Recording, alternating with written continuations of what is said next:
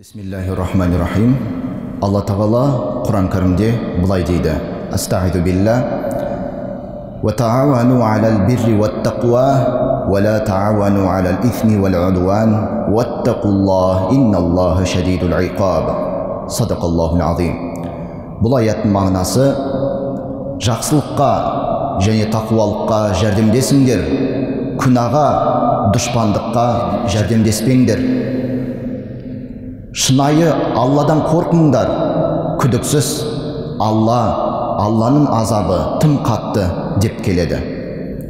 Ал енді мына бір хадисте ардықты пайғамбарымыз, Алланың оған салауаты мен сәлемі болсын, былай деп айтады: «Ала ухбиру би афдала мин даражати сиями вассалати вассадақати». Қалу бала я Расулаллах. Қала ислаху затил байин. Яғни сендерге намаз, ораза, садақадан дәрежесі жоғарырақ болатын нәрсені айтайын ба дейді. Сонда сахабалар я Расулаллах деседі. Ардықты пайғамбарымыз оларға адамдардың арасын жарастыру, адамдардың арасын татуластыру деп үгіт айтады. Құрметті бауырлар, момын мұсылманның өзінің өмірлік ұстанымында басты қағидаттарының бірі ол жақсылыққа шақырып, жамандықтан тыю болмақ. Қашан ол жақсылыққа шақырса, өзі де сол жақсылықтың нышаны болу керек. Ал қашан ол жамандықтан тыятын болса, өзі де күнәдан сақтанғандығы дұрыс.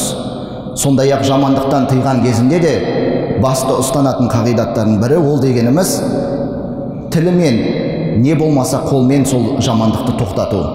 Ал енді оған да шамасы жетпейтін болса, онда сол жаман нәрсені іштей жек көру және оны іштей қаламау. Міне, құрметті бауырлар, жақсылыққа шақырыңдар, жамандықтан, күнәға жәрдемдеспеңдер, жақсылыққа жәрдемдесіңдер деген Алланың Құранның аятында келтірген осы өсиет сөздерді біздердің өмірлік тәжірибемізде ұстанатын, басты назарда ұстанатын амалдардың бірі болу керек деген қапелерімізден шығармайық. Ва ахиру дауана анилхамдулиллахи раббил аламин.